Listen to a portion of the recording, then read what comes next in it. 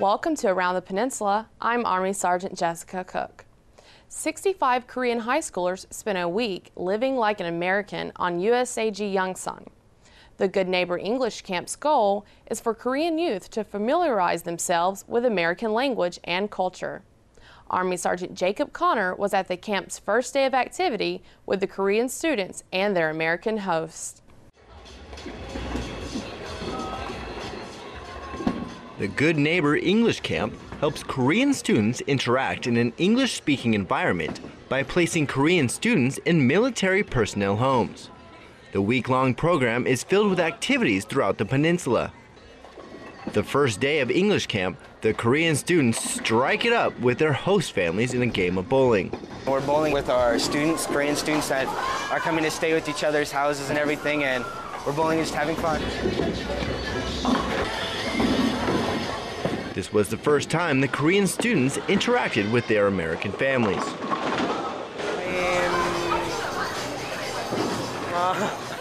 Nervous? A little nervous?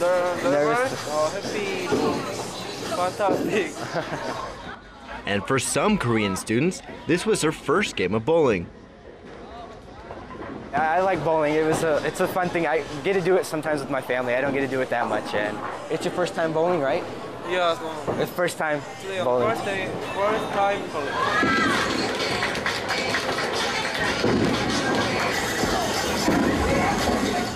Like it? A little. A little? Army Sergeant Jacob Connor, Yongsan, Korea. The Good Neighbor English Camp is a youth outreach program and was first introduced in 2005. During the week, the Korean students paid a visit to the Joint Security Area and toured the demilitarized zone. Specialist Sarah Herring went with the students as they experienced their military history up front. One of the goals for the Good Neighbor English Camp is to introduce Korean students to USFK and its mission. So a trip to the Joint Security Area was planned so the students can personally see the joint operations that go on in the DMZ. The trip to the JSA was interesting. The JSA is heavily guarded and I could see into North Korea. I had no clue North Korea was that close. The students additionally learned about the DMZ's intriguing history. One of the MPs told me about the axe murder incident that occurred in the JSA. We were able to visit the site where the incident actually happened. They also took a quick stop to check out the Dora observation point. Specialist Sarah Herring, Joint Security Area, Korea. The demilitarized zone tour was a first-time visit for most of the Korean students. The Korean students also got a taste of good old American rock and roll. Army Sergeant Jacob Connor joins them as they enjoy some of the classics. Before touring around the Yongsan base to see what kind of stuff the American military does, the Korean children were brought to the Seoul American High School to enjoy a concert provided by the 8th Army Band.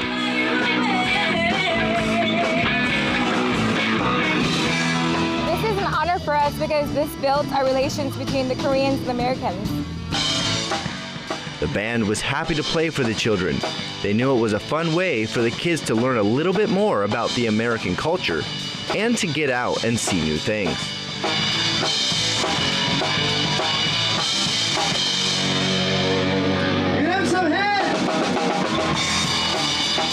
I love them, the fact that they enjoy our performance, and you see them laughing and they probably forget about whatever troubles they're going through and they're just laughing and having a good time. As a finale, the band brought up some of the more eager kids to come join them while they played a song the kids were more familiar with. From Yongsan Base in Korea, Army Sergeant Jacob Connor. The Korean students had a taste of what American culture is like. However, their day wasn't over just yet. Explosive ordnance disposal soldiers are the Army's tactical and technical explosive experts. They are properly trained, equipped, and integrated to attack, defeat, and exploit unexploded ordnance. It's an interesting job and was a stop for the Korean students as an interactive class. Army Sergeant Jacob Connor reports. During the tour, the kids went to Camp Corner, an area in Yongsan Base, to learn about some of the jobs in the U.S. military. An EOD unit was standing by to teach the kids a little about what their job entails. They talked about the types of things they do and what kind of stuff they use to complete the mission.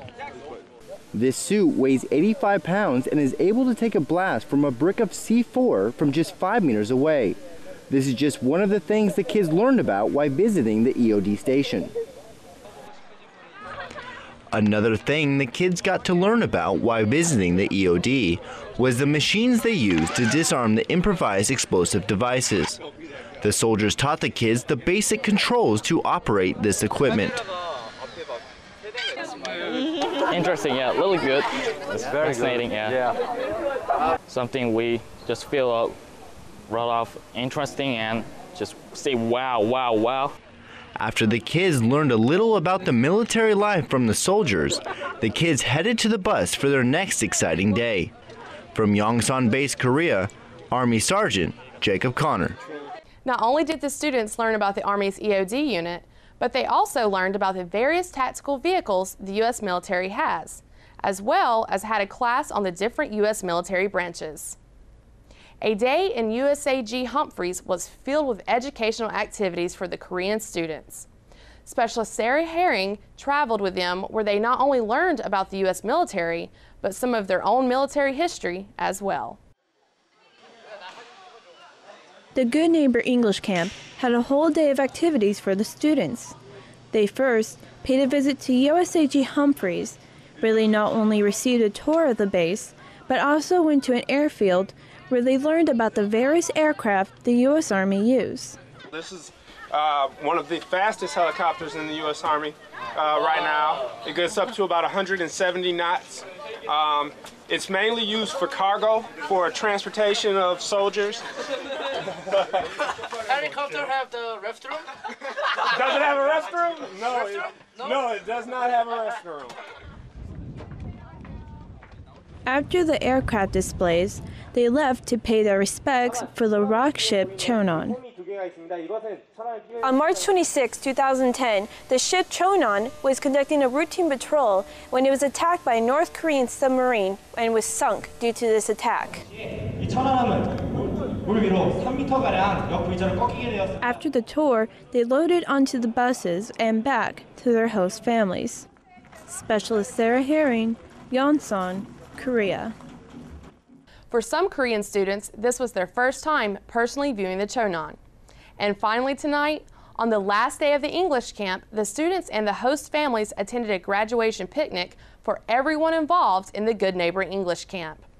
Specialist Sarah Herring reports on the students' final day together. The Korean students who participated in the week-long Good Neighbor English camp had a graduation picnic on USAG Yonsan. Lieutenant General Jean-Marc Juas, Deputy Commander of United Nations Command Korea, thanked everyone who participated in the English camp. I would like to start off by congratulating the Korean students that participated in English camp this week on all that you've accomplished. Very well done. And I would also like to thank the parents of our Korean students for allowing them to spend a week in English camp. Jin-hee Lee not only experienced American culture with his host family, but Puerto Rican culture as well. We get to show him some of English culture and also Spanish culture because my husband's from Puerto Rico. So he got to be enticed by Puerto Rican food, which he loved.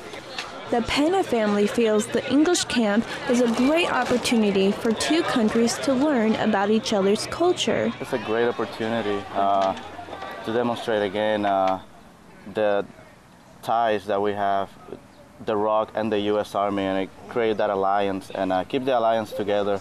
It is a great opportunity. We're going to do it again next year, definitely. After the graduating picnic, the Korean students said farewell to their host families and headed back home. Specialist Sarah Herring, Yonsan, Korea.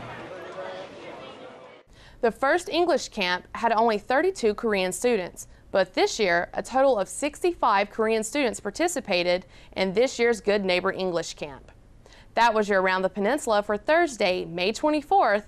From all of us at AFN, enjoy your evening.